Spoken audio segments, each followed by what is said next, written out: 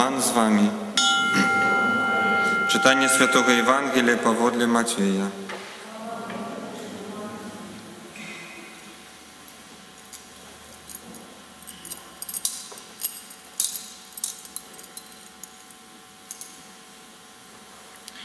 У той час Єзус сказав народу: «Валадарство небесне подобне до скарбу, схованого в полі, який знайшов чоловік і утаїв. І в радості ад гэтага ён ідзе і прадае ўсё, што мае, і купляе гэтае поле. Яшчэ валадарство небесне падобнае да купца, які шукае прыгожых пярлін. Знайшоўшы адну каштоўную пярліну, ён ідзе і прадае ўсё, што мае, і купляе яе. Валадарство небесне падобнае таксама да нерата, закінутага ў мора, што збірае рыбу усялякага кшталту. Калі ён напоўніўся, яго выцягнулі на бераг і, сеўшы, добрае сабралі ў посуд, а благое выкінулі вон. Так будзе пры сканчэнні свету. Выйдуць анёлы і аддзеляць ад праведнікаў благіх і кінуць іх у вогненную печ. Там будзе плач і скрыгатанне зубоў». Езус пытаўся ў іх: «Ці зразумелі вы ўсё гэта?» Яны адказалі яму: «Так». Ён жа сказаў ім: «Вось чаму усялякі кніжнік, навучаны пра валадарства нябеснае, падобны да гаспадара, які выносіць са скарбніцы сваёй новае і старое». Гэта слова Пана.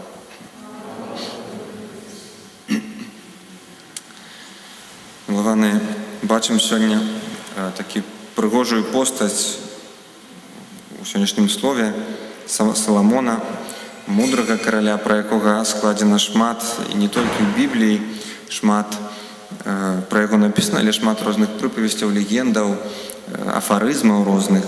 Чым была гэтая мудрасць Саламона, якую, скажем, не была ягонай заслугай, а выразны падарунак Бога?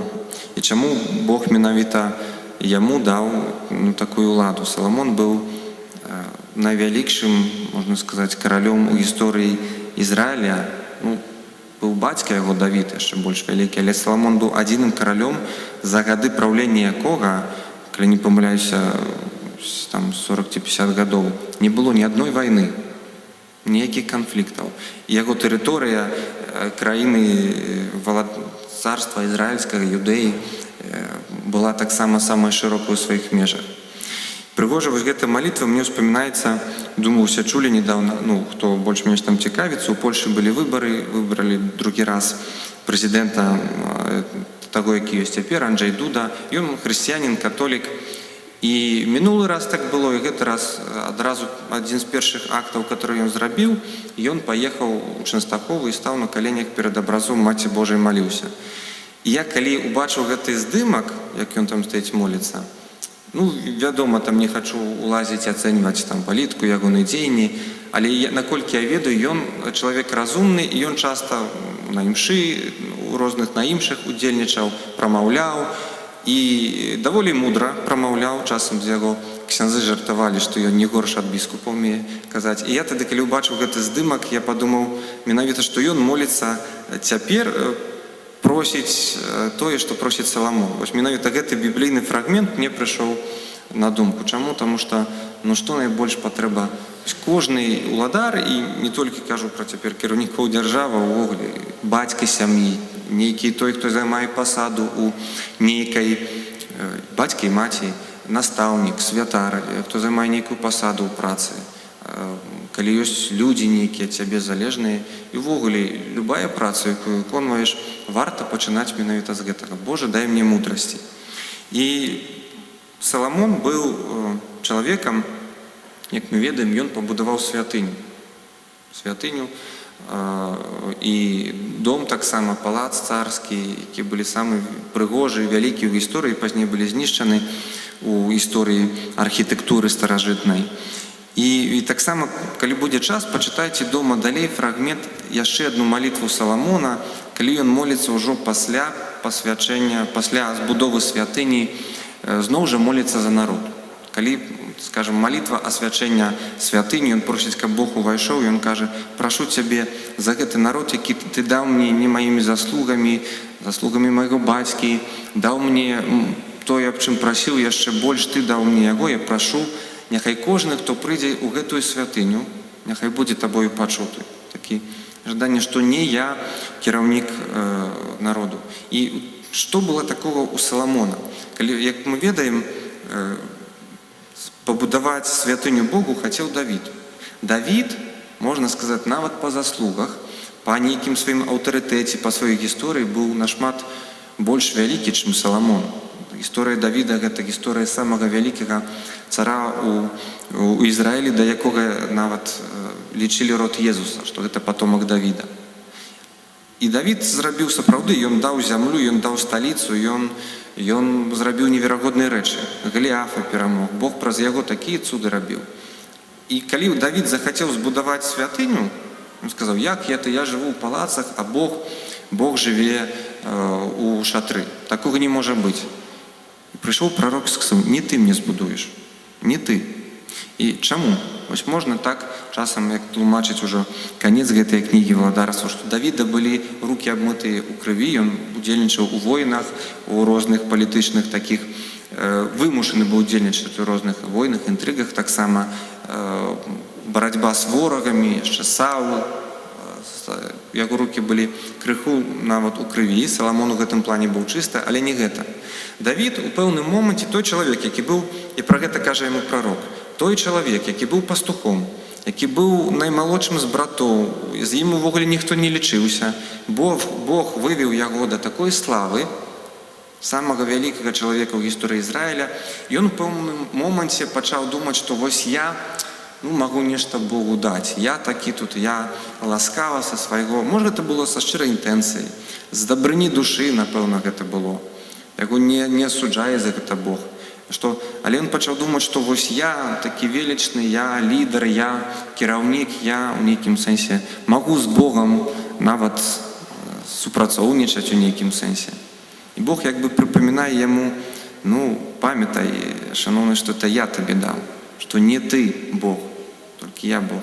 І таму і прыгожы вобраз Саламона. І Бог дае Саламону. Саламон вырас у гэтым. Ён не ведаў, што такое быць пастухом, што быць нулём. Ён нарадзіўся як бы з такой свядомасцю, што у мяне каралеўская кроў, мой бацька вялікі, і ментальнасць яго была іншая. Яго ментальнасць была чыстая, хлапечая, юначая. Ён просіць, Боже, дай мне мудрасці. І сапраўды той момант ён праявіў мудрасць, тое, што гэта папрасіў. І паглядзіце, калі чытаць гісторыю Саламона далей, напрыканцы жыцця ён зграшыў. Ён адышоў у непэўным сэнсе ад веры, але ён паддаўся распусце, кажуць, у яго было 700 жонак і наложніц, і увайшоў у ідалапаклонства, таксама увёў. І Бог кажа, цябе я не забяру ўладарства, але твайго сына забяру. Але ён ніколі не увайшоў у спакусу, якую увайшоў Давід. Ён не пачаў думаць, што я гэта ўсё сам учыніў, гэта маё такое стварэнне, маё дзела, справа мая, якую зрабіў. Ён да канца жыў у свядомасці, так Бог мне даў, я гэтым карыстаюся і гэта раздаю людзям. Падобна, і гэта такая добрая навука для нас. Кожны, нават у святарскім жыцці, я цяпер гляжу на сваё жыццё, мяне пераносіць. Кожны святар у пэўным сэнсе гэта перажываў, якога пераносілі. Кожны пэўны кіраўнік, які адыходзіць з пасады, ці настаўнік, бацькі той момант, калі дзеці выходзяць з дому, павінны разумець, што прыйшоў момант, калі мне трэба аддаць, калі мне трэба адпусціць. Не я Бог, не я вырашаю, як, напрыклад, маім дзецям жыць і як будаваць. Бог даў мне этап пэўны, калі я магу нешта даць. І падобна вось мы з моладзю цяпер у Рочцы разважалі гісторыю Маісея. Паглядзіце, гэта быў лідар народу, які вывеў народ з рабства у свабодную зямлю, прывёў, і Бог не дае Маісею увесці народ. Ён кажа, не ты увядзеш, нават не уводзіш сам у зямлю абяцаную. Маісей убачыў Ізраіль, Ханаан убачыў з гары і памёр. І Маісей не бунтуецца. Ісус Навін той, які в пэўным сэнсе быў толькі побач заўсёды, так прыслухоўваўся, прыглядаўся, як, напэўна, Саламон прыглядаўся свайму бацьку. Ён уводзіць з чыстым сэрцам. Чаму? Таму што чалавек так, як Маісей, як Саламон, атрымаўшы ўсё ад Бога, бачучы вялікія справы, зробленыя праз свае рукі, Богам, можа ў пэўным моменце папасць у спакусу, што гэта маё тварэнне, это мой народ, я яго вяду. А ўвесь час Бог прапамінаў час падарожжа Маісею: не ты вядзеш народ, толькі я. Ты зрабіў тое, што табе сказаў, і то зрабіў няўдала. Усё на самой справе зрабіў Бог. І в нашым жыцці таксама прыходзяць моманты, калі трэба зразумець, ёсць такія людзі, которые, скажем, бачаць, што вось усё, што даў мне жыцці, гэта даў мне Бог, бачым, як Бог мяне вядзе, і прыходзіць момант, каб умець адпусціць. А ёсць такія людзі ў хрысціянстве, як Саламон, который, скажем, той, хто з дзяцінства вырас у веры, той, хто ведае, што гэта не маё, я з гэтым нарадзіўся, так? Я не здабываў тое, што я не будаваў з нуля ўсё, што маю. І Бог гэта мне даў, я гэта павінен шанаваць. І тады у сённяшнім Евангелі бачым вось два такія падобныя прыпавесці. Адзін чалавек, які знаходзіць скарб, схаваны ў полі. Это тое, што ён знайшоў, гэты скарб, ён раптоўна. Нічога не меў, раптам адкрыў гэты скарб. А другі купец, который ўсё жыццё збіраў, шукаў гэтыя скарбы, перліны. І ён таксама знаходзіць. Это два вобразы хрысціянаў. Паглядзіце, некаторыя з нас з дзяцінства выхаваныя ў веры. Мы прыходзім, атрымоўваем ад бацькоў, ўсё жыццё шукаем гэтыя перліны, ўсё жыццё шукаем нейкай праўды, справядлівасці, знаходзім яе ў Бога. А нехта прыйшоў раптам, адкрыў гэты скарб. І абодва гэтыя чалавекі, яны аддаюць усё, каб гэты скарб атрымаць. Это значыць, перад Богам роўныя людзі. Так, не можна раўняцца, што вось я ўсё жыццё у гэтым жыву, а нехта я атрымаў так знянацку. Кожны атрымоўвае па-свойму. Пытанне не, якое было маё жыццё да гэтага. Што я раблю, калі я бачу гэты скарб? І яны ідуць і прадаюць, і напэўна, таго, што яны прадалі, нават хоць яны аддалі ўсю маёмасць, нават і гэтага было мала. Такі быў вялікі скарб. Але пытанне ў такой гатовасці аддаць для Бога ўсё. Тое, што меў Саламон, а можа не хапала Давіду, жыць у свядомасці ўсё, вось гэта не маё. Это не маё. Это скарб, которым я карыстаюся. Таму ён не папаў у спакусу такого, што я Бог. І трэцяя прыпавесць, Jesús кажа: валдарства небеснае як нерад, дзе збіраецца і добрае, і дрэннае. Вось мы часта, як хрысціяне, задаем пытанне: чаму вось столькі зла вакол нас, чаму бачым столькі зла ў касцёле, людзей, якіх мы ведаем. Часта чуў я ад людзей, которые прыйшлі ў касцёл новыя спачатку, што вось я прыйшоў, бачыў такое захапленне было, прыйшоў ці прыйшла асоба, якая-нибудь можа расказваць. І спачатку захапляўся гэтым, потым, калі ўбачыў, што вось як жывуць католікі, я спачатку быў у шоку, што як это можна хадзіць у касцёл і так жыць. Бог збірае, Бог кожнаму дае шанс, Бог нікога не адкідвае, толькі будзе, скажем, суд, расплата, так назовем, справядлівасць будзе напрыканцы жыцця, калі стане перад Богам. Але пакуль мы жывем, мы маем шанс навярнуцца, і сапраўды нехта можа выхаваць у сабе ўсё жыццё шукаць, імкнуцца да гэтага скарбу. Нехта можа раптоўна знайсці гэты скарб. І можа, я вось той, хто з дзяцінства хожу ў касцёл, шукаю, неяк змагаюся за сваю веру, можа я буду той прычынай, праз якую Бог дасць знайсці скарб таму, хто ніколі не шукаў, не ведаў. Можа, праз мяне Бог так падзейнічае, гэта невядома. Заўсёды ва ўсім, што мы робім в нашым жыцці, згодна з Богам, ва ўсім гэтым ёсць сэнс, ва ўсім гэтым ёсць нейкі напрамак. Важна зразумець, то есть выразна сабе сказаць, чытаючы гэтыя словы, што для таго, каб сустрэць Бога, каб атрымаць гэты скарб, недастаткова, што вось я сяджу і чакаю, пакуль Бог дасць мне, салье на мяне свае ласкі. Я павінен у сваім жыцці таксама нешта даваць. І нават Jesús кажа: адрачыся ад усяго, ад усіх залежнасцей, гаджеты, працы, ідэі, часам нават гэта звязана з сям'ёй, ад сваіх нейкіх прывязнасцяў, ад сваіх поглядаў. І ўсё гэта аддаць Богу, і гэты скарб, который я адкрыю, ён будзе нашмат большы. Добры прыклад такі ёсць. Час мы кажам: вось, ўсё, што маем у жыцці, гэта Божая ласка. Але эту Божую ласку трэба яшчэ прыняць.